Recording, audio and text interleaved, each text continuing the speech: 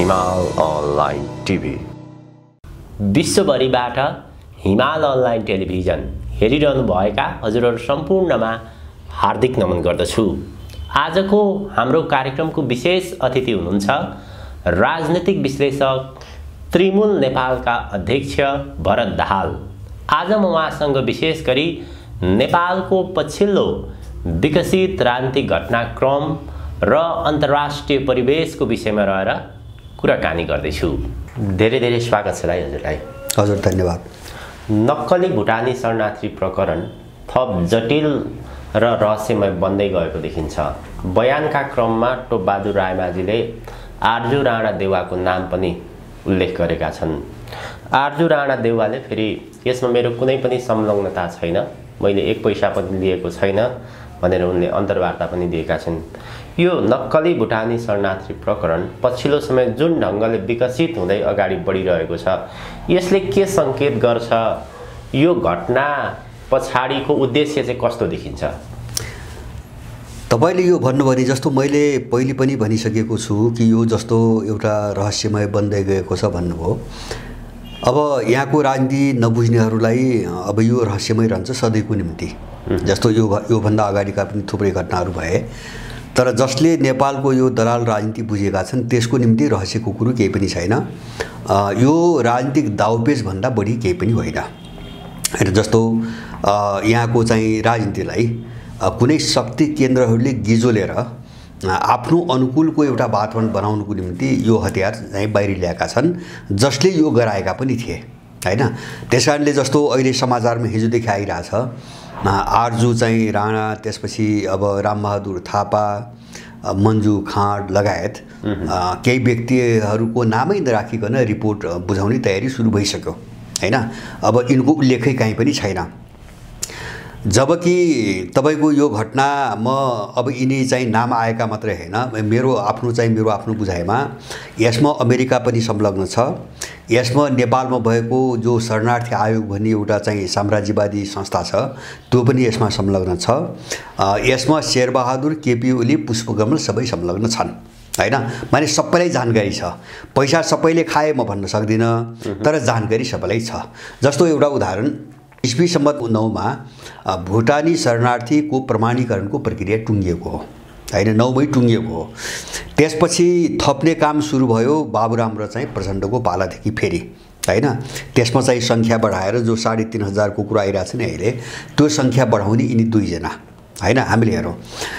अब त्यसपछि तपाईको बादलको नेतृत्वमा उनी गृहमन्त्री हुँदाखेरि एउटा जो भुटानी सम्बन्धी कार्यदल बन्यो, त्यो कार्यदल हुँदाखेरि अब उनीको गृहमन्त्रीको चाहिँ प्रधानमन्त्री छन् केपी ओली हैन। अब पुष्पकमल दाहाल त्यसको अर्को एउटा त्यो पार्टीको अध्यक्ष छन्। यिनीहरू सबै एकै ठाउँमा थिए। माने 2009 सालपछि यहाँ जति पनि चलखेल भएको छ नि, नाम थप्नेदेखि कार्यदल बनाउनेसम्म यो सबै मामिलामा अमेरिकन मौन छ। सुन्नुहोस् है, हामीले गहिरेर ध्यान दिनु पर्यो। अमेरिकन मौन छ। काठमाडौँमा बसेको राष्ट्रसङ्घको शरणार्थी उच्च आयोग पनि मौन छ। अब त्यसपछि जो बेचबिखनको काम अगाडि सुरु भयो हैन, त्यसप्रति सबै दलका जिम्मेवार मान्छेहरू पनि मौन छन् हैन। त्यो मात्र हैन, जस्तो यस्तो सरकारी तहबाट काम हुँदाखेरि यो शेरबहादुरलाई थाहा छ नि कि, ओलीलाई छ नि कि, प्रचण्डलाई छ नि कि, गगन थापालाई छ नि कि, सबैलाई थाहा छ नि, सबैलाई थाहा छ, तर सबै मौन छन्। अब मैले बुझेको मात्रै के हो भन्छ भने, जस्तो अहिले नै यो कुरो किन ल्याइयो, जस्तो सबैले समर्थन गरेर अगाडि बढाएर त्यति मात्र हैन। मेरो भनाइ त के पनि हो भन्छ भने, अमेरिका जस्तो दुष्ट देश, बाहिरबाट मान्छेहरू चाहिँ आफ्ना विरोधी कोही जान्छन् कि भनेर त्यस्तो केरकार, त्यस्तो निगरानी, त्यस्तो टाइट गर्ने देश हैन। त्यो देशमा फेरि कस्तो परिस्थितिमा 2009 पछि भुटानीहरू प्रमाणीकरण प्रक्रिया टुङ्गिसकेपछि र 3500 को सङ्ख्या थपेर त्यसलाई पठाउने कार्यदल बनाएर हैन, त्यही भित्रका मान्छे अमेरिका पठाउँदासम्म अमेरिकाले थाहा हुँदैन, सबै थाहा छ हैन। उसले पठाउन दिएको छ। यिनी भुटानी होइनन् भन्ने पनि थाहा छ हैन, किन यो त नौबै टुङ्गिया कुरा हो। अमेरिकाको संलग्नतामै यो कार्य भएको छ। ऊ पनि संलग्न छ, जस्तो संलग्न नभइदिएको भए नक्कली चाहिँ भुटानीहरूलाई अमेरिका पठाउन सम्भवै थिएन, उसले त्यहाँ जान दिन सम्भवै थिएन। किन सम्भव थिएन भन्छ भने पहिलो कुरो त यो 9 सालमै टुङ्गिएको छ 2009 मा। दोस्रो त्योभन्दा महत्त्वपूर्ण चिज के हो भन्छ भने थपिएको 3,500 कोटाभित्रबाट मान्छे पठाइदैछन् भन्ने त अमेरिकालाई थाहा छ नि। त्यो त कार्यदल बनिसकेको छ, थाहा छ। थाहा हुँदाहुँदै उसले जानिदिएको छ। त्यसैले यो खेललाई यहाँ चाहिँ तपाईँको केही मान्छेको नाम मात्रै लिएर जो चाहिँ सामसुम पार्न खोजिएको छ नि, अर्को थरी क्रिमिनलहरूबाट हैन, यहाँ चाहिँ मान्छे बेच्नेको विरोध गर्नेको चाहिँ तपाईँको नौटङ्की प्रदर्शन गरेर यो अमेरिकालाई चोख्याउने, राष्ट्रसङ्घको शरणार्थी उच्च आयोगलाई चोख्याउने र अब मुख्य अभियुक्तहरूलाई चोख्याउने, जस्तो आरजु राणा, बादल भए, त्यसपछि चाहिँ तपाईँको प्रत्यक्ष संलग्न नाम आइसके हैन, मन्जु खाँड लगायतका मान्छे मात्रै होइन कि शेरबहादुर प्रचण्ड, अब अथवा चाहिँ तपाईँको मैले भन्छु माधव नेपालै भन्छु, बिचमा त सबै सम्मेलन छन्। यिनी मध्ये कसैलाई चोख्याउने खेल भइरहेछ। अब यो कसैलाई चाहिँ तपाईँको जो पहुँचवाला छैनन् हैन, जो मामुली झोले हुन्, जस्तो बालकृष्ण खाँड भनेको देउबाको झोले हैन, टोपबहादुर भनेको तपाईँको केपी ओलीको झोले, त्योभन्दा बढी हैसियत त होइन। कुनै अन्तर्राष्ट्रिय पावर सेन्टरसँग यिनको चाहिँ एकदम बलियो पकडभात मान्छे होइनन्। अनि यस्ता चाहिँ बेगामे मान्छेहरूलाई मात्रै शिकार बनाइकन यसलाई गुमसुम पार्न खोजिँदैछ। गुमसुम किन पारिन्छ भन्छ भने खेल अर्कै छ। यहाँ खेल के छ भन्छ भने जस्तो राजनीतिक बार्गेनिङ छ, राजनीतिक बार्गेनिङ छ, सारा चिज छ। जस्तो म तपाईँहरूलाई एउटा उदाहरण दिन्छु। कतिपय मान्छेहरू अबुझहरूले यसलाई बढी काल्पनिक ठान्लान्। अहिले भर्खरै एमसिसीको बारेमा एउटा समाचार बाहिर आइरहेछ। उसले चाहिँ पूर्वाधार पुरा नगरिकन, जसो एमसिसी प्रोजेक्ट अगाडि बढाउने सबै पूर्वाधार, जस्तो जमिनको अधिग्रहणदेखि लिएर सारा पूर्वाधार तयारी नपारिकनै उसले जबरजस्ती त्यो काम अगाडि बढाउने भन्ने चाहिँ निर्णय गरेको समाचार बाहिर आयो हैन। उनीहरू एकदम छटपटाइसकेका छन्। यही बेला के गर्यो भन्छ भने अर्को समाचार, रुसले 14वटा प्रोजेक्टमा नेपालमा काम गर्न चाहेको हैन भनेर उसले माग गरेको चाहिँ समाचार बाहिर आइरहेछन् हैन। रुसीहरू यत्रो सक्रियतापूर्वक चाहिँ नेपालभित्र पसे हैन। 14वटा त्यसमा जलस्रोतदेखि लिएर रेलदेखि लिएर धेरै चिजहरू छन्। अब यिनी जो घटनाक्रमहरू हामीले देखिरहेछौँ, यसले गर्दाखेरि एक खालको छटपटी अमेरिकनहरूमा छ। त्यसैले उनीहरूले जस्तो एमसिसीको नामको जो प्रोजेक्ट अगाडि ल्याए नि, त्यसलाई छिटोभन्दा छिटो र भरपर्दो ढङ्गले अगाडि बढाउनुको निम्ति त्यो ढङ्गको सरकारी संरचना उनले खोजेका छन्। बस त्यतिको निम्ति हो यो वितण्डा भन्नाले यो असत्य होइन। यिनी सबैले अपराध गरेका हुन्, तर उसले गर्न दिएर हैन अहिले वितण्डा मचाइरहेको छ हैन। अब त्यो किन भन्छ भने जस्तो समीकरण बदल्न, जस्तो काङ्ग्रेसको नेतृत्व खोज्न हैन। अब सरकारी जस्तो काङ्ग्रेसलाई फुटाउन सकेसम्म नेतृत्व खोज्ने, त्यो ब्रान्ड नै कब्जा गर्ने हैन, उसले चाहेका मान्छेको हातमा लैजाने। त्यो सम्भव भएन भने काङ्ग्रेस फोड्ने, जस्तो हामीले देखिरहेछौँ नि अहिले। जस्तो गगन थापाहरू, रविहरूको एउटा नौटङ्की हेरौँ हैन। यिनलाई त बालकृष्ण खाँडभन्दा बढी नङ्ग्याउन किन आवश्यक छ भन्छ भने यिनले बालकृष्ण खाँडको नामले, टोपबहादुरको नामले आरजुको नाम नलिने कारण के? यिनले आरजुको नाम नलिने कारण के?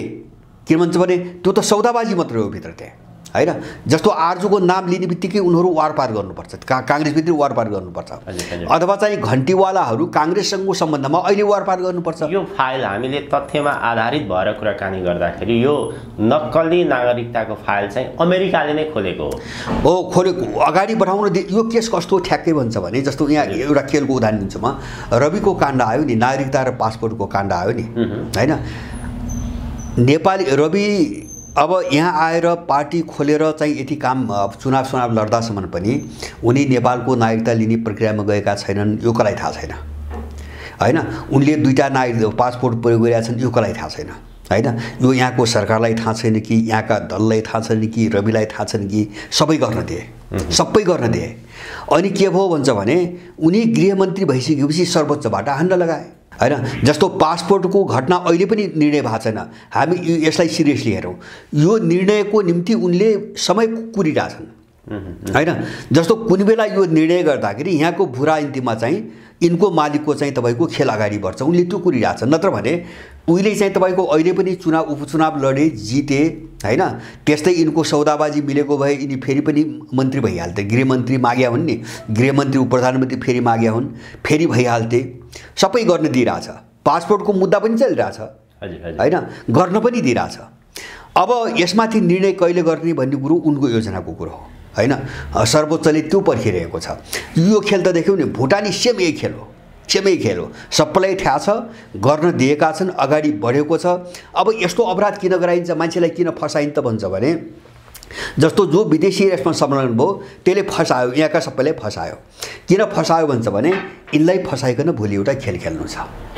अहिले यो तत्कालको नक्कली भुटानी शरणार्थी केसमा चाहिँ अमेरिकाले यो घटनालाई उछालेर के व्यक्तिहरूलाई जोगाएर, जस्तै आर्जु देउवा, मन्जु खाँड लगायतका व्यक्तित्वलाई जोगाएर अहिले उसले तत्काल गर्न खोजेको चाहिँ के एमसिसी कार्यान्वयन अमेरिकन अथवा जस्तो के पाटा? मैले यो घटनालाई मेरो अन्तर्राष्ट्रिय भूराजनीति जो सङ्कट छ नि, त्यो सङ्कटसँगै जोडेर हेर्छु, त्योभन्दा बाहिर छैन। तपाईँको अहिले मात्र होइन, अमेरिकाले 1-2 वर्ष अगाडिदेखि कोसिस गरे हो। यो त क्लाइमेक्स हो, विस्फोट हो यो होइन। कोसिस कहाँ गरे हो भन्छ भने जस्तो उसले चाहिँ काङ्ग्रेसभित्र अब चाहिँ यिनी पुराना बदनाम भएका, तिरस्कृत भएका मान्छेहरूलाई तिमीहरूले ठाउँ छोडिदेऊ होइन, अर्को पङ्क्तिलाई देऊ, उसले दबाब चाहिँ परिदेखि दिँदा त्यसैको नतिजा अमेरिकाको निम्ति साह्रै निकृष्ट ढङ्गले काम गर्दै आए कि होइन। आर्जु राणा समेतलाई ठाउँ खाली गराएर त्यसको ठाउँमा अर्को पङ्क्ति जस्तो गगनहरूको पङ्क्ति ल्याउनुको निम्ति उसले प्रेसर दिएपछि अनि आफ्नो अस्तित्व रक्षाको निम्ति आर्जु राणा राखी राजनीति सुरु गर्न दिल्ली गएको दुनियाँले बुझ्छ, राजनीति गर्ने बुझ्छ होइन। त्यो राखी राजनीति सुरु आर्जुको किन सुरु भयो भन्छ भने अब यिनलाई जोगाइदिने अर्को मालिक त चाहियो नि। एउटा मालिकले छाउ छोड्यो, तिमीहरू थोत्रिसक्यौ, ठाउँ छोडिदियो भनिसकेपछि अब यिनले त कहाँबाट छोड्छन्, अर्को मालिक त चाहियो। मालिकको खोजीमा राखी राजनीति सुरु भएको हो र यसबाट बुझिन्छ यिनीहरूलाई दबाब पहिलेदेखि थियो होइन, तर यिनले गरेनन् होइन। यिनको मालिकको निर्देशनअनुसार काम नगरिसकेपछि अब यो बाहिर आयो। मैले बुझेको यति यो बाहिर आयो होइन। यो बाहिर आउनुका पछाडि दुईटा कारण छन् मैले भने। एउटा अन्तर्राष्ट्रिय भूराजनीति यस्तो पेचिलो भएर गयो होइन। जस्तो अमेरिकनहरूलाई कस्तो छटपटी छ यहाँ भन्छ भने नेपालको भूराजनीति यही अवस्थामा, यस्तै गज्याङ गुजिङ डामाडोल होइन, यही अवस्थामा 5-7 महिना 1 वर्ष रह्यो भने अमेरिका यहाँबाट फर्केर जानुको विकल्प छैन। जस्तो एमसिसीको मैले भने नि, पूर्वाधार पुरा नगरिकनै जबरजस्ती काम अगाडि बढाउने उसको वक्तव्य हिजो आइसक्यो होइन। अब चाहिँ छिटोभन्दा छिटो अगाडि बढाउने उनीहरू त्यो बाटो अब त्यो अगाडि बढाउन थाले त बढाइदिने सरकार त चाहियो नि। जस्तो आँखा चिम्लेर एक खालले जेलेन्स्कीको मोडेलको सरकार त चाहियो। त्यो चाहिँ अहिलेको समीकरणबाट सम्भव छैन। जस्तो पुष्पकमल भए, शेरबहादुर भए अथवा भोलि चाहिँ ओली, जोडेलान, उपेन्द्र यादव आदि इत्यादि जो हामीले देखिरहेछौँ नि, यिनीहरूबाट त्यस्तो खालको चाहिँ मुभ हुन सम्भव छैन। त्यस कारणले उसले त्यस्तो गभर्मेन्ट चाहेको हो होइन। अब त्यस्तो गभर्मेन्ट चाउनुको निम्ति मैले अघि नै पनि भने पहिलो विकल्प उनीहरूको मैले देखेको सरसते एउटा चाहिँ शेरबहादुर र आर्जुलाई दबाब दिएर, धम्की दिएर, आतंकित पारेर ठाउँ छोड्न लगाउने र काङ्ग्रेसको ब्रान्ड नै कब्जा गर्ने होइन, सिङ्गो काङ्ग्रेसै कब्जा गर्ने। अब सायद मलाई लाग्छ उनीहरू एउटा सहज विकल्प त्यो, त्यसमा खेल्छन् उनीहरू। त्यही कारणले आर्जुको नाम समेत यहाँ आयो। गर्न त गरेका हुन्, आयो आर्जुको नाम समेत होइन, नत्र त्यो लुगाइनु पनि त सक्दैन उनीहरूले। अब त्यो चाहिँ नैतिक रूपमा ठुलो प्रेसर खडा गर्ने एउटा रणनीतिको हिस्सा मात्रै हो। जस्तै आर्जुको कुराकानी गर्ने हो भने त अमेरिकनको मुख्य विश्वास पात्रको रूपमा पनि चिनिन्छन्। आर्जुले अमेरिकाले चाहेको अहिले गर्न सक्ने अवस्था छैन, किन विकल्प खोजेको होइन? जस्तो यस्तो हो, जस्तो उनका विश्वास पात्र भए पनि कुनै पनि विश्वास पात्रको पनि त लिमिटेसन हुन्छ। एउटा जस्तो उसको आकर्षणको लिमिटेसन सीमा हुन्छ, उसको प्रभावकारिताको सीमा हुन्छ, अथवा उसको विश्वसनीयताको सीमा हुन्छ। जस्तो बिन लादेन त पनि त अमेरिकाले तालिम दिएर उठाएको हो त होइन। आखिरमा उसलाई त मार्नु पर्यो अन्तिममा आएर, किन गर्यो? जस्तो सद्दाम हुसेन पनि त्यही हो, कर्नेल गद्दाफी पनि त्यही हो, इजिप्टमा होस्नी मुबारक पनि त्यही हो, सबैलाई सिद्ध्यायो, उसले आफै सिद्ध्यायो। त्यस कारणले साम्राज्यवाद के हो भन्छ भने उसले त जो मान्छेलाई प्रयोग गर्छ, प्रयोग गर्दासम्म न उसको हो होइन। त्यो उपयोगिता सक्यो भने त उसको किन हुन्छ र होइन? उसको न छोरो न छोरी, न बाउ न आमा, उसको त हुँदैन। संसारभरि उसले गर्ने त्यही हो होइन। एउटाको निम्ति मात्र नै सबैको निम्ति। यिनीहरूको चाहिँ औचित्य सकिसकेपछि नेपाली जनतालाई गुमराहमा पारेर अब हाम्रो काम गर्न सक्ने क्षमता छ भन्ने सम्भावनाको अन्त्य भएपछि उनीहरूले विकल्प खोज्ने हो र विकल्प उनले बनाउँदै आथे। विकल्प त जस्तो योभन्दा अगाडि यस्ता चाहिँ थाङ्ने बहस सुन्यो नि, पुस्ताको बहस गराए नि, पुस्ता नयाँ पुस्ता, त्यो के हो भन्छ भने उनलाई उठाउने अर्कोलाई उठाउने खेल हो त्यो होइन। अनि त्यसपछि रविहारबाट के भन्न लगाए, व्यवस्था होइन अवस्था परिवर्तन होइन। यस्ता चिज त उनले गराउँदै आएको छ नि पटक पटक, जस्तो कहिले शासकीय स्वरूप भन्छन्। यस्ता मुद्दाहरूमा ध्रुवीकृत गर्न उनले धेरै पहिलेदेखि खोज्या हो। त्यसैले पहिलो चाहिँ उनको रणनीति काङ्ग्रेस कब्जा गर्ने हो र ठुलो दलको नाताले भोलि पुष्पकमलको सरकार गिराएर होइन उनका मान्छेको नेतृत्वमा सरकार बनाएर अर्को गठबन्धन तयार पार्ने हो। त्यो भएन भने काङ्ग्रेस फोड्ने हो। यसमा कुनै विकल्प छ, कसैले भ्रम पाल्दै नपाले हुन्छ, काङ्ग्रेस फोड्ने हो। काङ्ग्रेस फोडेपछि के हुन्छ भन्छ भने उनले अहिले माहौल हेरिरहेछन्। तत्कालको उसको रणनीति चाहिँ शेरबहादुर आर्जुलाई नेतृत्व तहबाट बाहिर निकाल्ने शान्तिपूर्ण समाधान त्यो हो। अमेरिकनको भाषामा शान्तिपूर्ण समाधान त्यो हो। त्यो भएन भने समाधान विद्रोह हो। जस्तो ऊ गगन त बोलिरहेछन् नि त, जस्तो अहिले त्यहाँ जो ध्रुवीकरण भइरहेछ नि, ध्रुवीकरणबाट त उनले त त्यस्तै पर्यो भने विद्रोह पनि गर्नुपर्छ भन्ने कुरासम्म बोले, वारपारको चरणमा जानुपर्छ भन्ने कुरा बोले। अब काङ्ग्रेसको फुटै हो होइन। अब फुट भइसकेपछि के हुन्छ, उनको बुझाइ सायद मलाई के लाग्छ भन्छ भने अमेरिकनहरूको बुझाइ के लाग्छ भन्छ भने जो माहौल छ नि अहिले, जस्तो यो पुराना यिनी थाङ्निएका दलहरूप्रतिको घृणा, तीव्र घृणा होइन, यो घृणाको चाहिँ नतिजा अर्कोतिर पार्न सकिन्छ भन्ने हिसाब किताबमा उनीहरू छन्। त्यसको निम्ति के हुन्छ भन्छ भने जस्तो काङ्ग्रेस फुट्यो भने अब मध्यावधि चुनावमा जान्छ होइन। मध्यावधि किन कोलिसन यो सरकारको पनि बहुमत रहँदैन होइन। समीकरण कस्तो बन्छ, मध्यावधि के हुन्छ भन्न सकिन्न केही पनि। अब त्यस्तो स्थिति मध्यावधिको तपाईँको चुनाव आयो भनेपछि पनि यिनको पक्षमा चाहिँ तपाईँको माहौल चाहिँ छैन, माहौल अर्कोतिर चाहिँ तपाईँको ढाल्न सकिन्छ भन्ने हिसाब किताबमा छन्।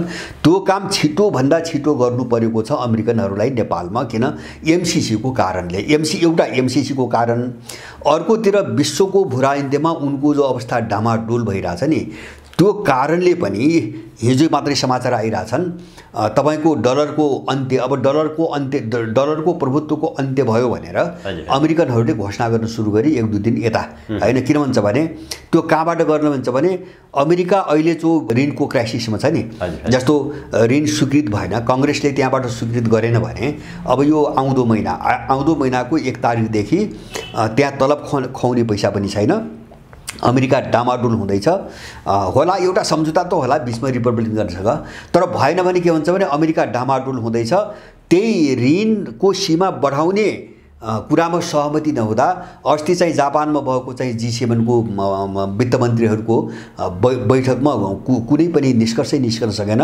यतिसम्म भयो कि त्यो डरले उनीहरू G7 भित्रका अरू देशहरू त्यो अमेरिकाको चाहिँ टाट पल्टिने डरले चीनको विरुद्धमा एक शब्द राख्न पनि इन्कार गरे। चीनको विषयमा पुरै मौन छ अस्तिको वित्त मन्त्रीहरूको बैठक।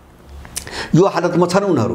त्यसकारणले उनीहरूले के चाहेको हो भन्छ भने हामीले भने जस्तो कहाँनिरबाट जस्तो उनलाई ठुलो चुनौती दिइरहेका जो डरलाग्दा शक्ति छन्, जसले उनको अस्तित्व समाप्त पार्दैछन्, तिनलाई एउटा युद्धमा इन्गेज चाहिँ कसरी गराउने, युद्धमा चाहिँ तपाईँको कसरी फसाउने र चाहिँ तपाईँको आफ्नो हतियार व्यापार पनि चाहिँ हुने भयो, अर्को शत्रु देश चाहिँ युद्धमा पनि फस्ने भयो, कमजोर पनि हुने भयो, आफू पनि जोगिने एउटा वातावरण बन्ने भयो। अमेरिकनको खेल त्यति हो। त्यसकै निम्ति उनले युक्रेनलाई बलियोको बोका बनाउन्, त्यसकै निम्ति उनले ताइवानमा होहल्ला गरिरहेछन्, त्यसकै निम्ति उनले मध्यपूर्वमा चाहिँ इरानलाई निशाना बनाउन खोजिरहेछन्। तर यी सबैभन्दा सरल ठाउँ नेपालको भूराजनीति भावनाले उनको अहिलेको पनि पहिलो प्रायोरिटी हो हल्ला अन्त गर्ने होइन। किन जहाँ हल्ला गरिरहेका छन् त्यहाँ उनले हात हाल्न सक्दैनन्, उनलाई जोखिम छ, ठुलो जोखिम छ। न ताइवानमा हात हाल्नु उनले कराउने मात्रै हो, न इरानमा हात हाल्नुन्, उनलाई जोखिम नभएको ठाउँ नेपाल हो। नेपालभित्रबाट ठुलो विध्वंस मचाएर अथवा यहाँ ठुलो अराजकता फैलाएर अब चीनलाई कसरी नेपालसँग भिड्नु पनि ठाउँमा पुर्याइदिने, बस स्वतन्त्र तिब्बतको मुभमेन्ट यहाँबाट उनको खेल यति हो। यसको निम्ति उनले आफूले भनेअनुसारको समीकरण खोजिएका छन्। योभन्दा बढी कुरो भुटानी घटनामा केही पनि छैन।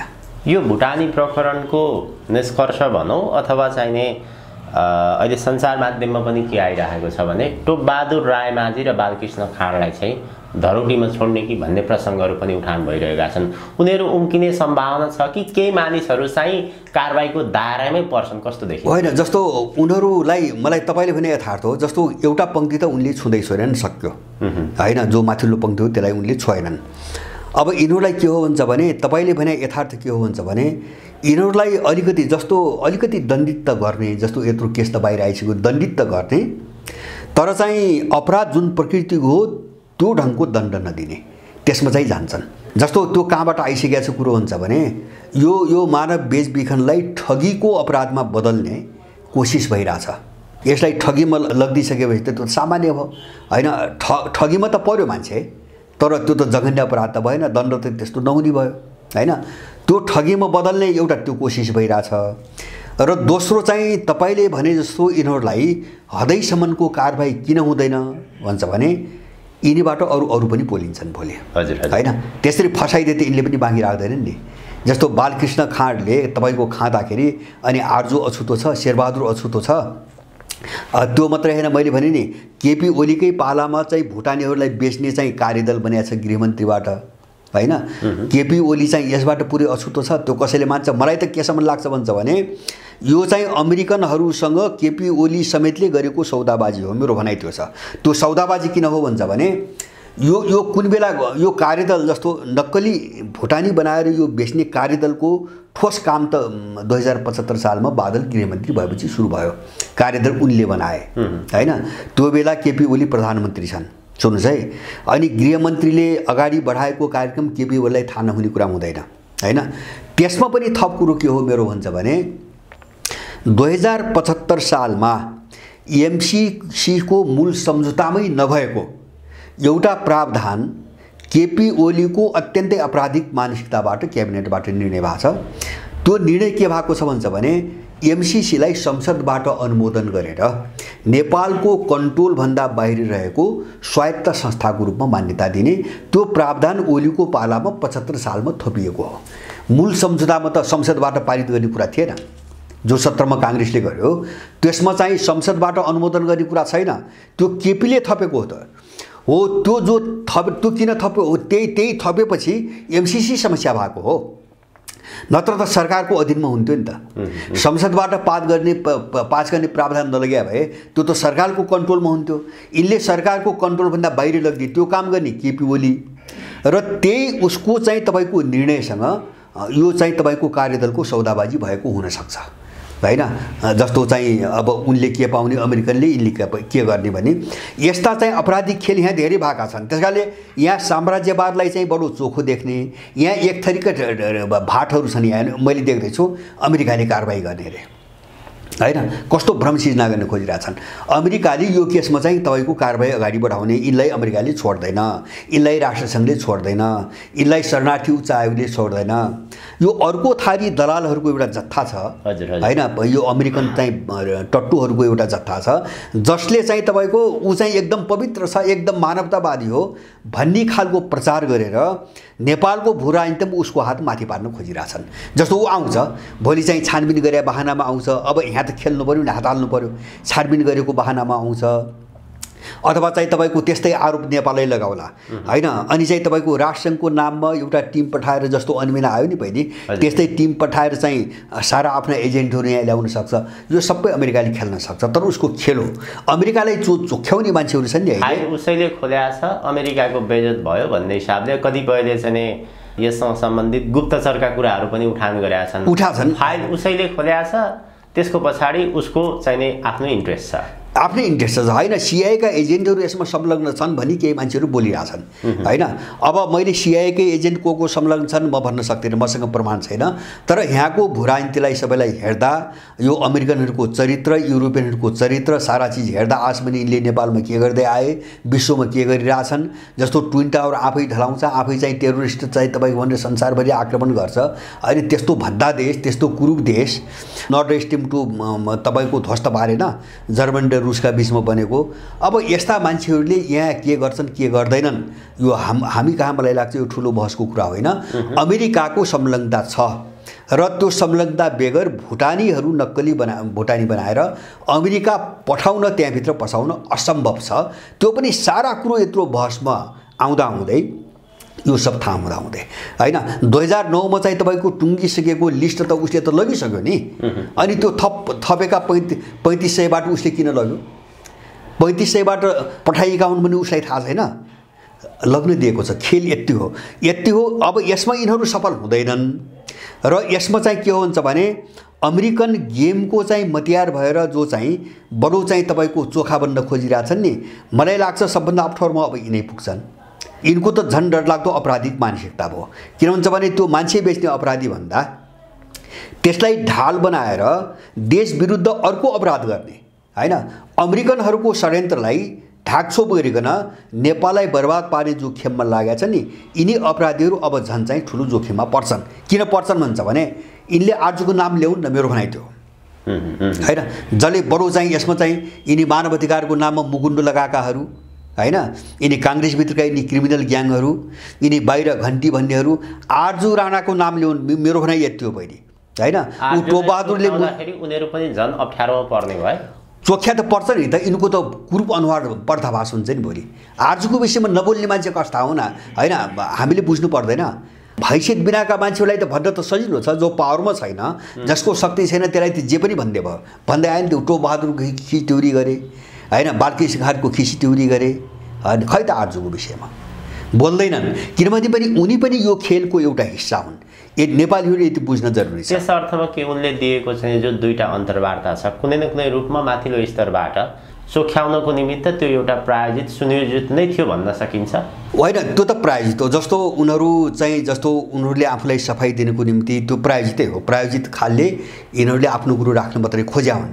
तर मूल चिज के हो भन्छ भने अभियुक्तहरूले उनको नाम कोही चाहिँ हामीले पैसा यति बुझायौँ भनिरहेछन् होइन। अनि टोपबहादुरले समेत नाम लिइसकेपछि अब त्यसमा शङ्का गर्नुपर्ने चिज के छ?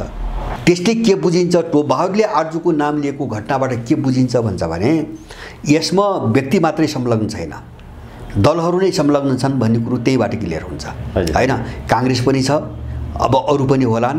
अनि त्यत्रो कर्मचारी काम त भएको छ, आखिर चाहिँ कर्मचारी तन्त्रभित्र सरकारी तहबाट काम भएको छ यहाँ त होइन। कसलाई थाहा छैन भनेको के? जस्तो गृह मन्त्रालयमा सारा काम अगाडि बढेको छ, कर्मचारीहरू लागेका छन्, सचिवै लागेको छ होइन। जस्तो बादलको चाहिँ तपाईँको पूर्व सुरक्षा सल्लाहकारहरू नै लागेका छन्, सारा चिज लागेका छन्। भने यस्तो कुरो थाहा हुँदैन मान्छेलाई, कसैलाई पनि थाहा हुँदैन। यस्तो चिज पनि गुपचुप ढङ्गले चल्छ, यिनको बिचमा सबै कम्युनिकेसन नभएर सबै नेपाल विरुद्धको यो डरलाग्दो डिजाइन हो। यो डिजाइनका विरुद्धमा जाने हो र भोलि देशलाई जुन भट्खालोमा यिनले हाल्न खोजिरहेछन् नि सबै मिलेर, कोही विरोध गरेको चाहिँ नाममा, कोही त्यसमा चाहिँ मतियार बनेको नाममा जो देशलाई भट्खालोमा हाल्न खोजेका छन्, यसबाट देशलाई जोगाउने हो भने यथा समयमै यिनी सबै अपराधीहरूको चाहिँ मुखौटो चाहिँ तपाईँको उघ्रिनुपर्छ, उघाडिदिनुपर्छ र यिनी सबै यसमा संलग्न छन्। संलग्न भन्नाले त्यो खानै परेन। केही मान्छे त चोखो राखेको छ नि अमेरिकाले, भोलि विरोध गराउनुको निम्ति केही मान्छे त चोखो राखेको छ नि, तर तिनलाई थाहा छैन होइन। त्यो भन्न मिल्छ त्यही पार्टीको सरकार छ होइन, त्यही पार्टीको चाहिँ तपाईँको मान्छे चाहिँ लागिरहेछ ओहदामा, अनि यिनलाई थाहा हुँदैन होइन। यत्रो सूचनामा बसेका, सारा सूचना प्राप्त गर्ने चाहिँ नेक्ससमा बसेका, यिनलाई थाहा हुँदैन। यिनी सबै संलग्न छन्, यो नेपाल विरुद्धको अपराध हो भन्ने चाहिँ निष्कर्षमा नेपाली पुगेन भने यसले ठुलो दुर्घटना निकाउन सक्ने सम्भावना छ। नेपालको राजनीतिमा नयाँ नयाँ राजनीतिक घटनाक्रमहरू सृजित भइरहन्छन्। जुन घटनाहरू आउँछन् ती कुनै पनि घटनाहरू चाहिँ टुङ्गो लागेको अवस्था देखिँदैन। भ्रष्टाचारकै केसमा पनि वाइट बडी प्रकरण, त्यसपछि यति प्रकरण, अरू त्यस्ता थुप्रै प्रकरणहरू छन्। दरबार हत्याकाण्ड, मदन भण्डारी हत्याकाण्ड, यी कुनै पनि विषय टुङ्गोमा लागेको देखिँदैन। यो पछिल्लो समय चाहिँ टिकापुर घटनामा जिल्ला अदालत र उच्च अदालतले रेशम चौधरीलाई जन्मकैदको फैसला सुनाएको थियो। त्यो फैसलालाई चाहिँ सर्वोच्च अदालतले सदर गरेको छ।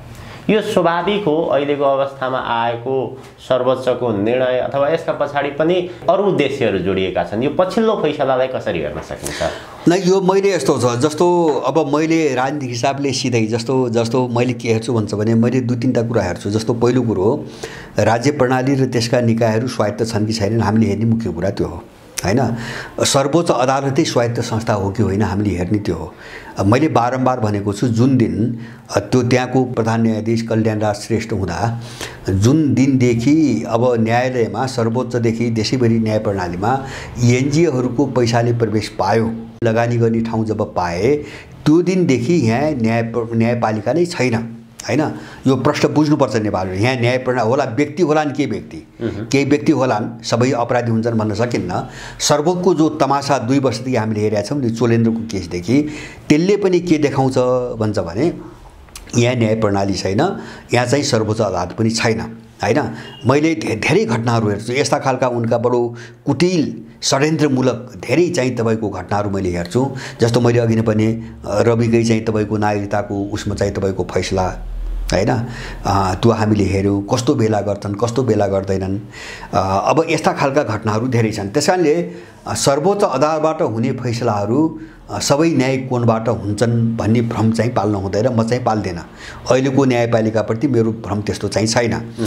यो एउटा जटिलतालाई बढाउने एउटा खेलको हिस्सा मात्रै हो जस्तो मलाई लाग्छ हैन। यद्यपि उनीहरूले टिकापुरमा मान्छे मार्या हुन्, सुनियोजित रूपमा मार्या हुन्, त्यति मात्रै होइन। म त के पनि भन्छ भने त्यो घटना घट्नुभन्दा अगाडि इन्डियन राजदूत त्यहाँ गएको छ हैन। यिनीहरूले त्यसलाई त्यहाँ सम्मान गरेर राखेका छन्। राजेन्द्र महतोहरू गएका छन्, अमरेश कुमारहरू गएका छन् हैन। अब साम्प्रदायिक रूपमा हत्या हिंसामा उत्रिनको निम्ति उनले शारीरिक रूपमा अपिल गरेका छन् र त्यो वातावरण बनाउन रेशम चौधरी र यिनको मिडियाले ठुलो काम गरेको छ हैन। यो कसैबाट लुकेको र लुकाउन सकिने कुरा होइन। तर चिज के हो भन्छ भने सर्वोच्चले जे फैसला गर्यो होला त्यसलाई पहिलेको निर्णय भन्ने नजिर बनाएर गर्यो होला। तर जस्तो अहिले हामीले देखिरहेछौँ नि, त्यो निर्णय गर्ने सर्वोच्च अदालतले जस्तो त्यो कार्यान्वयन गर्ने भने अर्कोतिर के आइरहेछ, रेशम चौधरीलाई आम माफी दिने एउटा फेरि अर्को गृह कार्य अगाडि बढ्यो सर्वोच्चको निर्णयपछि हैन।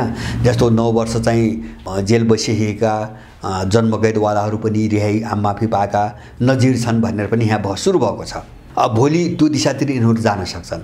त्यसबेला सर्वोच्चले के गर्छ त्यो त बुझ्नु पर्यो नि हामीले। त्यो बेला सर्वोच्चले के गर्छ हैन, यिनलाई कैद गर्छ कि गर्दैन।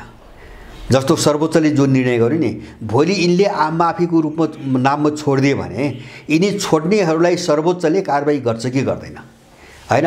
गर्यो भने त्यो बहसको कुरा हो, होइन भने यो खेल हो। यति हो बुझ्ने, यो सबै खेल हो। खेलमा सबै प्रयोग भएको बुझेँ। अब यो नेपालभित्र एउटा जटिलता सुन्नुहोस् है। मैले देखेको एउटा अनुमान, जस्तो अहिले यो भुटानी काण्ड आयो नि, भुटानी काण्ड त्यहीसँग जोडेर नछोडिकन अर्को घटना। मैले अघि नै पनि भने एमसीसीको पूर्वाधारको तयारी नसकिँदै कतिपय ठाउँमा त पूर्वाधारको सामान्य चाहिँ पहल पनि अगाडि बढाएको छैन, तर उसको चाहिँ प्रोजेक्ट तुरुन्तै अगाडि बढाउने निर्णय भयो। एउटा त्यो र एउटा भुटानी केस, यो जोडौँ। यो दुईटा बिचले चाहिँ कति सकसमा छन् यहाँका दलालहरू, यहाँको भूराजनीति कति सकसमा छ भन्ने कुरा यतिले मात्रै देखाउँछ। अब त्यसको निम्ति के हो भन्छ भने मैले बुझेको जस्तो यो अमेरिकनहरूको वास्तविक डिजाइन त्यो हो। अमेरिका न अरू पनि देश छन् केही देशहरू, तर मुख्यतः अमेरिका यसलाई ओझेलमा पार्नुको निम्ति हैन, यिनको मुख्य डिजाइनलाई ओझेलमा पार्नुको निम्ति नेपालभित्र बहुआयामिक द्वन्द्वको वातावरण सिर्जना गर्न खोजिँदैछ हैन।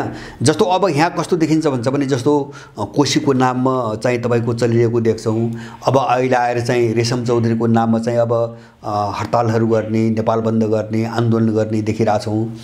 त्यति मात्र होइन, यही भुटानी केसमै पनि यस्ता कुराहरू आइरहेछन्। अब यस्ता चाहिँ तपाईँको जस्तो 5-7वटा यस्ता द्वन्द्वका हैन तपाईँको बिउहरू चाहिँ तपाईँको निकालिदिएर नेपालीहरूलाई चाहिँ तपाईँको के गर्ने भन्छ भने टुक्रा टुक्रामा विभाजित गरेर यस्ता चाहिँ तपाईँको मुद्दाहरूमा विभाजित गर्ने र द्वन्द्वमा धकेलिदिने हैन। अनि त्यसपछि मान्छे एकदम गुमराह र भ्रमित हुन्छ हैन। किन यसले पहिलो कुरो त त्यसले त्यसका पछाडिको मूल डिजाइन के छ, के को निम्ति यो सारा यो एउटा बहुआयामिक द्वन्द्व भइरहेछ त्यो कुरो बुझ्दैन, मूल चिज बुझ्दैन हैन। किन ऊ एउटामा फैसिरहेको हुन्छ। दोस्रो कुरो 5-7वटा यस्ता द्वन्द्वहरू चाहिँ खडा गरिदिइसकेपछि अब एउटामा लागेको मान्छे अर्कोतिर ध्यान दिँदैन, वास्ता गर्दैन, अनि मान्छे चाहिँ शक्ति कमजोर हुन्छ, मान्छे चाहिँ तपाईँको दिग्भ्रमित हुन्छ। यस्तो खालको अराजक अन्योल र साह्रै धमिलो खालको परिस्थिति सिर्जना गर्ने हैन। र अब त्यसको चाहिँ उसमा कभरमा अथवा पर्दा पछाडि बसेर मूल अर्को आफ्नो खेल चाहिँ अगाडि बढाउने, यसको निम्ति चाहिँ यहाँ धेरै कोसिस भइरहेछ अहिले। मैले भन्छु एक चरण अब आउने चरण बहुआयामिक द्वन्द्वकै चरण हो। जस्तो पार्टीभित्र लडाइँ, काङ्ग्रेसमा आइगयो नि, अब पार्टीभित्र तपाईँको लडाइँ द्वन्द्व, अब चाहिँ कोसीको नाममा द्वन्द्व, रेशमको नाममा द्वन्द्व, भुटानीको नाममा द्वन्द्व, हैन। त्यति मात्र हैन, अब अमेरिकाले त अस्ति भर्खरै एउटा रिपोर्ट सार्वजनिक गर्यो। नेपालमा चाहिँ सबै धर्मनिरपेक्षता घोषित भएपछि सबै धर्मावलम्बीहरूलाई आफ्ना गतिविधिहरू गर्न, यताउति गर्न त छुट दिएको छ, तर क्रिस्चियनहरूमाथि टाइट गरिएको छ। उसले त्यो रिपोर्ट ल्याछ, हैन। उसले चाहिँ त्यो क्रिस्चियन भन्ने त्यहाँ उचाल्न खोजिरहेछ अहिले। क्रिस्चियनहरूमाथिलाई चाहिँ यो अधिकार दिएको छैन र कडाई गरिएको छ भनेर अमेरिकाले रिपोर्ट ल्याएको छ। र त्यो रिपोर्टको अर्थ के हो भन्छ भने क्रिस्चियनिटी मिसनरी चाहिँ जो हुन्छ नि, यो नाङ्गो रूपमा अगाडि बढ्न दिनुपर्छ भनेर ऊ त्यहाँ हस्तक्षेप गर्न खोजिरहेछ, मान्छे उचाल्न खोजिरहेछ हो। यो सबै खेलभित्रबाट उसले अगाडि बढाउने खेलको अर्को हो, त्यो हो एमसिसी, त्यो हो उसको चाहिँ तपाईँको जेलेन्स्की मोडेलको नेपालमा सरकारको स्थापना। त्यसको निम्ति नै यो भद्रगोल गरिएको हो। र सर्वोच्च अदालतको निर्णय होस् वा चाहिँ तपाईँको निर्वाचन आयोगको निर्णय होस्, हैन, जस्तो यिनका निर्णय हेर्छु मैले। अब यिनका निर्णय कस्तो छ भन्छ भने त्यही अस्ति चाहिँ त्यो घन्टीबाट एउटा कारबाही पर्यो नि, ढाका कुमार उनको माननीय पद चाहिँ खारिज गरेर अर्को एउटा महिलालाई सिफारिस गरेको निर्वाचन आयोगले स्वीकृत गरेर संसदमा पठाउँछ, सर्वोच्चले रोक्छ।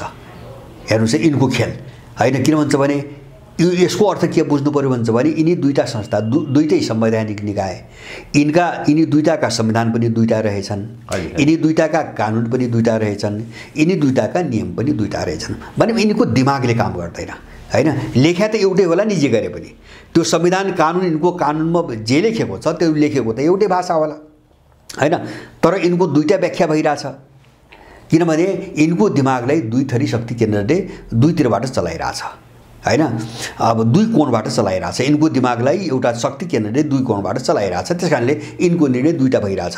यस्तो घटना नेपालमा छरपर्छ धेरै छन् र यो भुटानी केस यसैको हो। यसमा निष्कर्ष के आउँदैन, तपाईँले अघि नै भन्नुभयो, वाइट बडी, शीतल निवास, अथवा चाहिँ 33 किलो सुन, आरएनएसी भयो, अनि त्यसपछि चाहिँ अब यस्ता धेरै केसहरू छन् यहाँ जो कहिले पनि निष्कर्षमा पुगेन। जस्तो सुशीला कार्कीमाथि महाभियोग, चोलेन्द्रमाथि महाभियोग, अनि चाहिँ लोकमानमाथि महाभियोग। निष्कर्षमा केही गरे नि, गिजोल्ने, कुनै पनि चिजलाई गिजोल्ने, एउटा पक्षलाई कमजोर बनाउने र सौदाबाजी गर्ने। बस मेरो काम यो गर, तेरो यस्तो कुरो आयो, मेरो यो काम गर, नतरलाई सिद्ध्याइन्छु। बस खुलेआम बार्गेनिङ सौदाबाजी हुन्छ। त्यतिको निम्ति यो केस आएको हो। र यसमा सौदाबाजी अब भोलि कसले के सौदा गरिकन के लिन्छ त्यो मैले अनुमान गर्न सक्दिनँ। जस्तो यसमा इन्डियन लागेको छ, अमेरिकन लागेको छ, युरोपियन लागेको छ, अरू देश पनि लागेका होलान्, हैन। तर तपाईँले भनेको एउटा चाहिँ सबैले मान्नुपर्ने, बुझ्नुपर्ने के हुन्छ भने यो अन्तिम निष्कर्षमा लाग्दैन, गाँजे माझे बनाइन्छ, डामेको जस्तो गरिन्छ र उसलाई बाँच्नुको निम्ति पनि आधार छोडिन्छ। हामीले त गऱ्यौँ भन्ने देखाउने एउटा परिपञ्च पनि गरिन्छ। कुरो त्यति हो। अमेरिकाले नेपालमा चाहिँ विशेष गरी हरेक कोणबाट खेलिरहेको देखिन्छ, घटनाक्रमले पनि त्यस्तो देखाउँछ। यदि अमेरिकाले भनेको जस्तो नेपालमा भएन भने अन्तिम समय पनि आयो भनेर यहाँले भन्दै हुनुहुन्छ, घटनाक्रमले पनि त्यस्तो देखाउँछ। यदि उनीहरूले चाहे बमोजिम घटनाक्रमहरूलाई जसरी अगाडि बढाइरहेका छन्, उनीहरूले चाहे अनुसारको नतिजा आएन भने चाहिँ के हुन्छ? त्यसपछि यो नेपालको राजनीतिमा अमेरिकनहरू जसरी सक्रिय हावी भएर लागेका छन्, अन्तिम उनीहरूको निष्कर्ष चाहिँ कस्तो हुन्छ नेपालमा? यस्तो छ, एउटा चाहिँ उनको पहिलो प्राथमिकता सत्ता कब्जा, पहिलो एक नम्बर अहिले, किन उनलाई तुरुन्तै त्यो सत्ताबाट केही काम अगाडि बढाउनु पर्ने छ। दोस्रो, मानौ यो सफल भएन, उनले जो खेल खेलिरहेछन् नि यो सफल भएन अहिले तुरुन्तै भनेपछि नेपाललाई गिजोलेर जस्तो राष्ट्रसङ्घको कभरमा वा कुनै कभरमा, हैन, उनले आफ्ना मान्छेहरू यहाँ पठाउने, जस्तो अन्मिन आयो जस्तो त्यो चाहिँ कहाँ हुनसक्छ। इन्डियालाई पनि त्यही गरिरहेछन् अहिले। जस्तो चाहिँ तपाईँको अमेरिकाले के रिपोर्ट ल्याछ भन्छ भने इन्डियाले, आरएसएसले नेपालमा चाहिँ हिन्दुत्वको प्रचारको निम्ति चाहिँ ठुलो लगानी गरिरहेछ। आरएसएसले नेताहरूलाई पैसा बाँडिरहेको छ भन्ने, पैसा बाँडिरहेको छ भन्ने रिपोर्ट आएको छ। नेपालमा क्रिस्चियनहरूलाई चाहिँ आफ्नो चाहिँ धार्मिक चाहिँ गतिविधिमा नियन्त्रण गरिएको छ भन्ने पनि त्यसले नेपालबारे रिपोर्ट ल्याएको छ। अब यस्तै खालका कुनै उसमा ल्याएर उसले चाहिँ जस्तो अन्मिन खालका कुनै चाहिँ नेपाल जस्तो मानवता विरोधी चाहिँ एउटा गतिविधि भइरहेको देशको रूपमा वा यस्ता चाहिँ तपाईँको धार्मिक अधिकार अथवा कुनै पनि अधिकारहरू हनन भइरहेको नाममा जाँचबुझ गर्न, छानबिन गर्न, मध्यस्थता गर्न, छल आदि इत्यादि नाममा कुनै निकाय पठाउन सक्छ। दोस्रो प्रयास। अब त्यो निकाय के हुन्छ भने उसले त ह्यान्डल गर्छ, यहाँ उसले त ह्यान्डल गरेर लगाम लगाउँछ यहाँ। दोस्रो प्रयास। यदि यो पनि भएन भने मैले धेरै पहिलेदेखि भन्दै आएको छु, उसले नेपालमा आतङ्कवादी हमला गराउँछ। यसमा कसैले भ्रम नपाल्दा हुन्छ। आतङ्कवादी हमला गराएर भए पनि नेपालको वातावरण धुमाल्ने र त्यो आतङ्कवादी हमलाको आतङ्कवादको नाममा सिधै हैन अर्को कोणबाट नेपाल पस्ने एउटा उसले वातावरण बनाउँछ। यसको निम्ति उसले आफ्नो रिपोर्टमा त्यो विश्वभरिका तथाकथित आतङ्कवादी, उसले आफै बनाएका तथाकथित आतङ्कवाद सम्बन्धी रिपोर्टमा लगातार 2018 देखि लगातार नेपाल मुजाहिद्दिनहरूको सेल्टर हो भन्ने कुरा लेख्दै आएको छ उसले, हैन। मुजाहिद्दिन नामका आतङ्ककारीहरूको चाहिँ सेल्टर हो, नेपालमा बसेका छन् भन्ने चाहिँ रिपोर्ट बाहिर ल्याएको छ। किनभने उसले त्यस्तो जत्था उसले तयार पारेर बसेका छ, हैन। किन रिपोर्ट त चाहिँ त्यो माहौल बनाउने तरिका हो त्यो, हैन। उनले बारम्बार चाहिँ नेपालमा टेरोरिस्टहरू चाहिँ तपाईँको सेल्टर लिएर बसेका छन् त्यो हवा चलाइदिन अनि ड्याममा आफूले हालेपछि अमेरिकाले त भन्दै आएको थियो भन्ने पर्छ नि नबुझ्ने मान्छेहरूलाई। अन्तिममा त्यो खेलमा गएर भए पनि उसले आफ्नो हात बलियो पार्न खोज्छ। यहाँ चीन विरोधी, नेपाललाई चीन विरोधी एउटा स्टेसनमा बेस क्याम्पमा बदल्न कोसिस गरिरहेको छ। तर मलाई लाग्छ यो उसका सपना हुन्, अहिलेको भू राजनीतिमा उसका सपना हुन्। उनीहरू सफल हुँदैनन्, तर उनीहरू अत्यन्तै ठुलो सङ्कट र सकसबाट गुजिरहेका छन्। अब धेरै समय कुर्ने चाहिँ तपाईँको अवस्था अमेरिकनहरूलाई छैन। त्यसकारणले नेपाल एकदमै ठुलो जोखिम, अब हामीले बुझ्ने यो सबै घटनाहरू जो देखिरहेछौँ नि, नेपाल ठुलो जोखिममा परिसकेका छ। यसको सामना कसरी गर्ने भन्ने बाटोमा सबैहरूले सोच्न जरुरी भइसकेको छ। अब अलिकति हामीले यो अन्तर्राष्ट्रिय राजनीतिक घटनाक्रमहरू हेर्दाखेरि चाहिँ पछिल्लो समय पाकिस्तानका पूर्व प्रधानमन्त्री इमरान खानलाई चाहिँ गिरफ्तार गर्यो भने त सर्वोच्चले छोड्नु भनेर आदेश दिएको छ। त्यसै गरी यति बेला युक्रेनका राष्ट्रपति भ्लोदिमिर जेलेन्स्की बेलायत भ्रमणमा रहेका छन्। यो घटनाहरूको सङ्केत के हो? यसले चाहिँ नेपालको राजनीतिमा खास असर गर्छ कि गर्दैन? अब यस्तो छ, जस्तो यो घटना कस्तो छ भन्छ भने जस्तो पाकिस्तानको घटना मलाई लाग्छ तपाईँको अमेरिकनहरूले पाकिस्तानलाई त डुबाए, पाकिस्तान अब गृहयुद्धमा जान्छ कि भन्ने सम्भावना प्रबल छ र त्यो पाकिस्तानमा लगभग सबैको मत पाकिस्तान गृहयुद्धमा गयो नै, अब चाहिँ रोक्न सकिँदैन भन्ने छ। किन भन्छ भने इमरान खानको पक्षले हतियारै चाहिँ माग गरिरहेछ, हतियार उठाउनुपर्छ भन्ने माग गरिरहेछ। यो कारण किन आयो भन्छ भने अमेरिकनहरूले त्यहाँको सेनालाई प्रयोग गरेर जो इमरानको सत्ता कु गरायो नि, त्यसको कारण चाहिँ तपाईँको अफगानबाट उनीहरू भाग्ने पृष्ठभूमि थियो, हैन। जस्तो अफगानिस्तानबाट भागेपछि उनले एसियामा कुनै बेस क्याम्प खोजिरहेका थिए राख्ने ठाउँ, यो क्षेत्रमा विशेष गरी युरेसिया भनौँ न, दक्षिण एसिया क्षेत्र। त्यो बेस क्याम्पको निम्ति उनले जस्तो मध्य एसियामा चाहिँ तपाईँको मागे, जस्तो यो कजाकिस्तान, उज्बेकिस्तान, अजरबैजान लगायतका देशहरू छन्, यहाँ मागे, उनले दिएनन्। आफ्नो एउटा सेना राख्ने ठाउँ मागे। उनले पाकिस्तानसँग पनि मागे।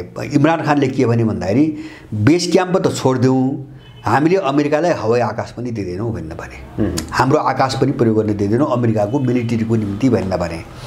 इन्डियामा कोसिस गरे, त्यो चर्चा पनि आयो, इन्डियाले त्यो जोखिम बोल्न सक्ने अवस्थै थिएन, इन्डियाले पनि तपाईँको दिएन।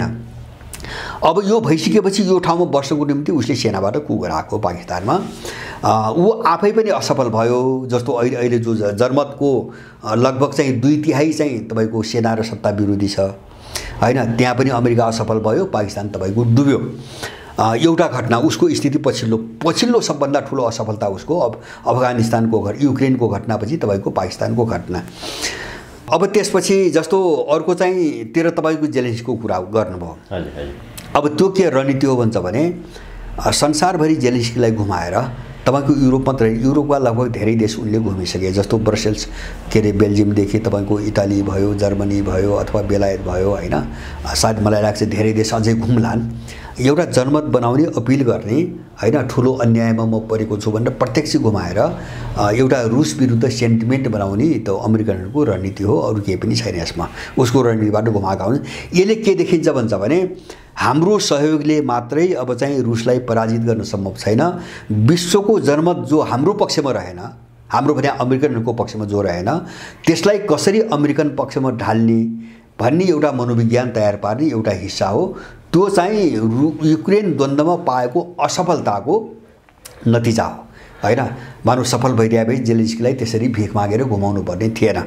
त्यो मात्र हैन, जेलेन्स्की त के गरिरहेछन् भन्छ भने जस्तो खेलकुद मञ्चहरू हुन्छन्, सांगीतिक मञ्चहरू हुन्छन्, अब यस्तै सारा फोरमहरूमा अन्तर्राष्ट्रिय चाहिँ जमघटमा मलाई बोल्न दिउँ भने अस्ति भर्खरै पनि एउटा चाहिँ कल्चरल कन्सर्ट थियो के अरे विश्वस्तरको, त्यसमा चाहिँ आफूले सम्बोधन गर्न पाउनुपर्ने माग राखे रुसका विरुद्धमा, त्यसले इन्कार गर्थ्यो। हामी पोलिटिक्समा चाहिँ पस्न दिन्नौँ भनेर भने उनीहरूले चाहिँ इन्कार गरे। त्यो युरोपमै आयोजित छ, सायद मलाई लाग्छ त्यो बेलायतमै आयोजित छ अहिले। अब अर्को चाहिँ तेस्रो मैले के देख्छु भन्छ भने जस्तो अहिले तपाईँले जेलेन्स्की र पाकिस्तानको कुरो उठाउनु भयो, अमेरिका आफै टाटपल्टिने अवस्थामा आइसक्यो। ल ठिक छ, अहिले चाहिँ ऋणको मात्रा बढाउने उसमा सहमति होला हैन। सहमति भए पनि ऋण कस्तो देश हो जस्तो 31.4 ट्रिलियन भनेपछि 314 खरब डलर त उसको ऋण मात्रै रहेछ अहिले। अब थप्यो भने कति ट्रिलियन त्यसले थप्ने हो हैन। त्यो थप्दाखेरि जस्तो उसको एक वर्षको जीडीपी अमेरिकामा हुने जति उत्पादन छ हैन, कुल ग्राहस्थ उत्पादन, त्यसको चाहिँ मूल्यमा चाहिँ नाप्दाखेरि 21-22 ट्रिलियन हो। एक वर्षको अमेरिकाको टोटल उत्पादनको मूल्य 21.5-22 ट्रिलियन छ हैन। यो हामीले पढ्ने तथ्याङ्कमा भनेपछि अब उसले चाहिँ अरू ऋण लियो भने त झन्नै उसको 2 वर्षको कुल अमेरिकामा जो उत्पादन हुन्छ नि त्यत्रो देश संसारको सबभन्दा ठुलो अर्थतन्त्र भनिरहेछ, उसको 2 वर्षको जीडीपी बराबरै उसको चाहिँ ऋण पुग्न थाल्यो भनेपछि अमेरिका डुबिसकेको छ। ऋण त तिर्नु त पर्ला कहिले हैन, कुनै बेला त तिर्नु पर्ला। त्यसकारणले जस्तो ऊ चाहिँ नराम्रोसँग भाषमा पसिसकेको छ। अब यसको असर नेपालमा पर्नु स्वाभाविक हो। जस्तो मैले अघि नै पनि तपाईँलाई भने डलर अब चाहिँ अन्तिम अवस्थामा छ भन्ने कुरा अब अमेरिकाका विश्लेषकहरूले भनिरहेछन् हैन, अहिले तत्कालै भनिरहेछन् अन्तिम अवस्थामा डलरको युगको अब अन्त्य नै भयो। यो ऋण थपियो भने डलर चाहिँ धराशायी हुन्छ भन्ने चाहिँ भनिरहेछन्। डलर धराशायी भइसकेको छ हैन। जस्तो उसको मुद्रा धराशायी भयो, अब मिलिटरी शक्तिमा उसले चाहिँ तपाईँको सक्दैन हैन। अब न रुससँग भिड्न सकिरहेछ, न चीनसँग भिड्न सकिरहेछ। उसको रणनीति अरूलाई शिकार बनाएर फाइदा उठाउने मात्रै सीमित छ।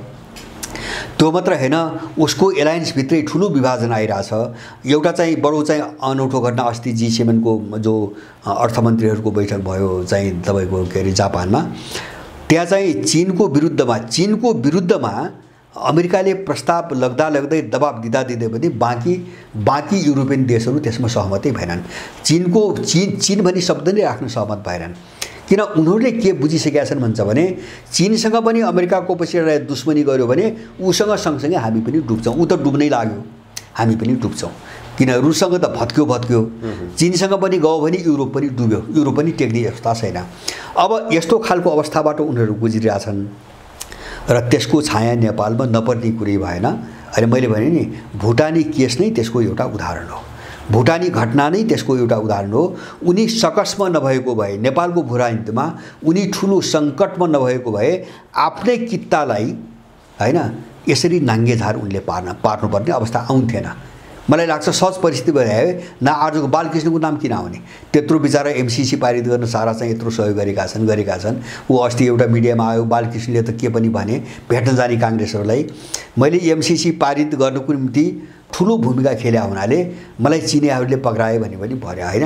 अब त्यत्रो चाहिँ सफाई दिइरहेछन् चाहिँ बाँच्चुकी भनेर त्यत्रो वफादारपूर्वक काम गरेका मान्छेहरूलाई उसले किन यस्तो बनायो त भन्दाखेरि ऊ आफै त्यस्तै बन्ने ठाउँमा आइपुगेको छ। ऊ आफै रिभेन्ज भन्ने शब्द प्रयोग गरे, रिभेन्ज बदला लिए भन्ने शब्द प्रयोग गरेको छ। त्यही बदला चिनियाहरूले चाहिँ लिए भने चाहिँ त्यहाँ भेट्न जाने मान्छेहरूलाई भनेको छ। त्यो समाचारलाई अहिलेसम्म यिनले खनन गरेका छैनन्। जो भेट्न गए कसैले पनि खनन गरेका छैनन्। भने त्यो एउटा चाकरी अमेरिकाले यति भनेपछि बचाइदिन्छ कि भन्ने हो बालकृष्णको, अरू केही पनि होइन। चीन विरुद्ध विश्वमन गरेपछि अमेरिकाले जोगाइदिन्छ कि उसलाई त थाहा छ नि त, यो त्यसैले गरे पनि थाहा छ नि। त्यो एमसीसीसँग जोडेर त्यो मसँग चीनले बदला लियो, चिनियाहरूले बदला लिए, बालकृष्णले त्यो किन भनेको भन्छ भने उसलाई के थाहा छ भन्छ भने यो अमेरिकाले नै गरायो, मलाई यहाँ अमेरिकनले पुर्यायो हैन। त्यसकारणले उसलाई खुसी पारेपछि म यहाँबाट मुक्त हुन्छु भन्ने छ उसको सपना हैन। ऊ त्यसकारणले त्यो भाषा बोलिरहेछ। भनेपछि अब यसले के देखाउँछ भन्छ भने नेपालको भू राजनीतिमा अमेरिकनहरू कमजोर छन्, कमजोर भइसकेका छन्, कमजोर हुँदै गएका छन्। त्यही भएर उनको चाहिँ तपाईँको आक्रामकता यति नाङ्गो रूपमा चाहिँ आइरहेछ हैन। जस्तो एमसीसी पारित हुँदादेखिकै हो यो। एमसीसी पारित गरेनौँ भने देखाउला पखाउला त भने नि यिनले, नेपालभित्रै आएर भने हामी के गर्छौँ भने धाक धम्की। माने उनले आफ्नो रणनीति अगाडि बढाउन या त धाकै धम्की दिनुपर्ने, या त आफ्नै कित्तालाई चाहिँ शिकार बनाउनु पर्ने, या चाहिँ कुनै आतंकवादी हमला गर्नुपर्ने ठाउँमा त अमेरिका आयो नि। यसले के देखाउँछ भन्छ भने उसको निम्ति यहाँको जियो पोलिटिक्स चाहिँ अब त्यति सहज छैन, प्रतिकूल हुँदै गएको छ। त्यसको असर परेको हो यहाँभित्र जुन क्राइसिस दलाल कित्तामा जुन सङ्कट आयो नि त्यसकै चाहिँ रिफ्लेक्सन हो, अरू केही पनि होइन। यसले के देखाउँछ भन्छ भने नेपाल अब अलि सहज बाटोमा अथवा चाहिँ अलिकति निकासको निम्ति पहल गर्ने हो र सबैले बुझ्ने हो, सबै चाहिँ लागि पर्ने हो भने निकासको निम्ति अलिकति सहज बाटोमा गएको छ भन्ने कुरा देखाउँछ। यो चाहिँ एउटा सकारात्मक सङ्केत हो देशको निम्ति। नेपालको सन्दर्भमा चाहिँ के अब नेपालको आगामी बाटो चाहिँ अलिकति अप्ठ्यारो, श्रीलङ्काको मोडलमा अथवा पाकिस्तान अफगानिस्तानको मोडलमा यस्तो पनि चर्चा भइरहेको छ, कस्तो देखिन्छ यो? होइन, त्यो चर्चा मात्रै होइन, त्यो एकदम भित्रको डिजाइन हो।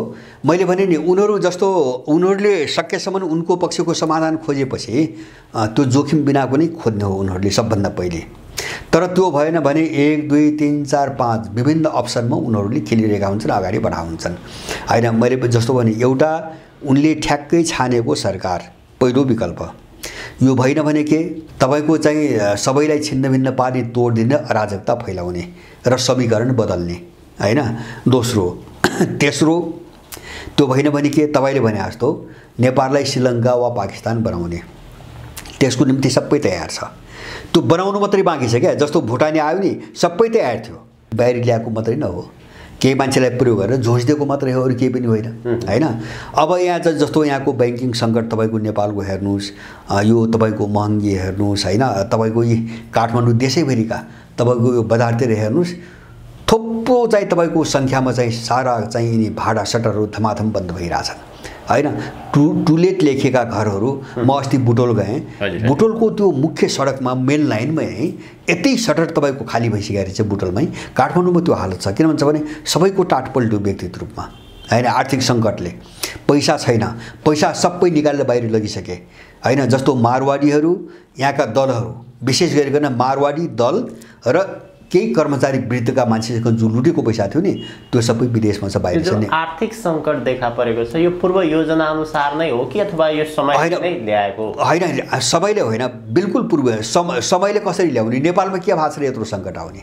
जस्तो ब्याङ्कमै पैसा नहुने, ब्याङ्कले ऋणै नदिने हैन, यो सङ्कट के कारणले आयो? कारण त भन्नु पर्यो नि। नेपालभित्र के कारणले आयो? त्यो यो जानी बुझिकन गराइरहेछ, पैसा पलायन गराउने हैन, तपाईँको मोनिटरी चाहिँ तपाईँको उसको एउटा सङ्कट, मौद्रिक सङ्कट खडा गर्ने। त्यसपछि अब जस्तो अर्कोतिर अर्थतन्त्र कस्तो छ अहिले भन्छ भने यहाँबाट हुने निर्यात 5% छ, आयात 95% छ हैन। यसले गर्दाखेरि तपाईँको जस्तो निर्यातै नभइसकेपछि, यहाँबाट पठाउने चिज नभएपछि त्यो डलर सञ्चित घट्दै जान्छ हैन। डलरमा हो यिनले कारोबार गर्ने, डलर सञ्चित घट्दै जान्छ। अब त्यसपछि त्यो आयात गर्ने क्षमता पनि अब सिद्धिँदै जान्छ। त्यसमा थप अर्को समस्या के आउन थाल्यो भन्छ भने डलरमाथि जो अन्तर्राष्ट्रिय स्तरमै समस्या आउन थाल्यो नि, यसले सरलमै भोलि डुबाइन्छ। यो सबै परिबन्ध छ र अब कहाँसम्म छ भन्छ भने मैले त पहिले पनि भनेको हुँ, जस्तो एकचोटि यहाँ आएर चाहिँ तपाईँको यो आर्जुको बोली हैन, हाम्रो चाहिँ सारा सेक्युरिटी सुरक्षा सम्बन्धी सम्पूर्ण डेटाहरू मैले त इटालीमा हेरेँ, यहाँको त चाहिँ सुरक्षा प्रणाली खत्तमै रहेछ भने बोलिन्। त्योभन्दा अगाडि यहाँ चाहिँ तपाईँको एउटा अमेरिकन आएको थियो नि, सायद नुल्यान्ड हो, ऊ आउनुभन्दा एक दिन अगाडि चाहिँ यहाँ के अरे चाहिँ साइबर ह्याक भएको छ, ब्याङ्कहरू साइबर डाउन भएको छ। अनि यो सबै त्यो सुरक्षा प्रणाली माने एउटा साइबर सुरक्षा जो प्रणाली हो नि, त्यो सबै अमेरिकनहरूको हातमा दिने चाहिँ तपाईँको गेम पनि यहाँ सुरु भएको हो। यद्यपि त्यो ढङ्गले सफल भएको छैन भनेपछि उनीहरू सबै तयारीमा लागेका छन्। एउटा सङ्कट बन्ने जस्तो ब्याङ्किङ सिस्टम चाहिँ कोल्याप्स गरिदियो भने एकछिन मान्नुहोस् नेपाल त डुबिगयो नि। अब होइन, पैसा छैन, मैले भने नि यत्रो चाहिँ तपाईँको व्यापार बिजनेस बन्द भइरहेछ, ब्याङ्कमा यत्रो ठुलो ब्याङ्किङ समस्या छ होइन, मान्छेहरू तपाईँको आन्दोलनमा छन्।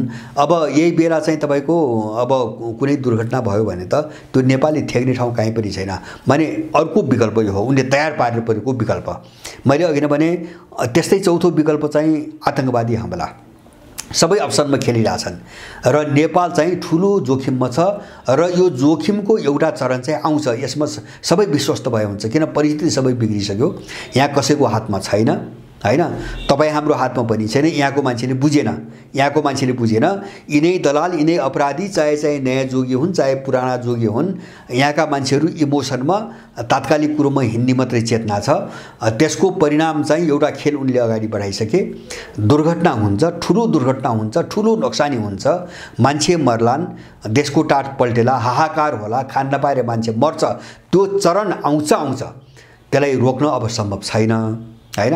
मेरो आफ्नो बुझाइमा के हुन्छ भने यहाँको मान्छेले केही सिक्न बुझ्नको निम्ति अब त्यो चरण छिटोभन्दा छिटो आउनुपर्ने भयो। म त त्योसम्म भन्छु।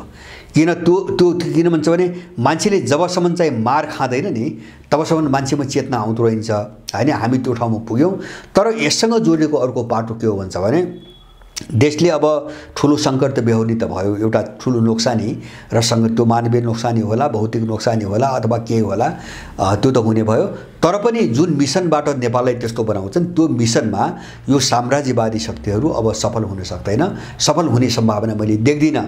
किन पनि देख्दिनँ भन्छ भने युक्रेन द्वन्द्वले गर्दाखेरि अहिले इन्डियन र चाहिँ युरो अमेरिकनहरूको बिचमा जो दूरी बढ्दै गएको छ नि, यो दूरीको कारणले पनि अब उनको खेल प्रभावकारी चाहिँ हुँदैन। उनले कोसिस गर्ने एउटा कुरा हो र नेपालले त्यसपछि एउटा अलिकति थेग्रिने, फिल्टर हुने र अलिकति बुझ्ने मौका पाउँछ र एउटा निकासको बाटोतिर जान्छ भन्ने लाग्छ मलाई। हाम्रो निम्ति 5-7 महिना अथवा 6-7 महिना, बढीमा 1 वर्ष लिएला। यो समय एकदमै कठिन समय हो र यो समय नेपालका विरुद्धमा जुन अपराध गरे साम्राज्यवादी शक्ति र तिनका दलालले, उनको अवसानको पनि अन्तिम चरण हो र उनी पनि ठुलो सङ्कटको चरणमा प्रवेश गरेका छन्। यो सङ्कटले उनको अन्त्य गर्छ र नेपाल एउटा नयाँ कोषतिर अगाडि बढ्छ, त्यसमा म पुरै विश्वस्त छु। हस्, आजको हजुरको अत्यन्त महत्त्वपूर्ण समय र विचारप्रति धेरै धेरै आभार प्रकट गर्न चाहन्छु। हजुर, आभार यहाँलाई, धन्यवाद।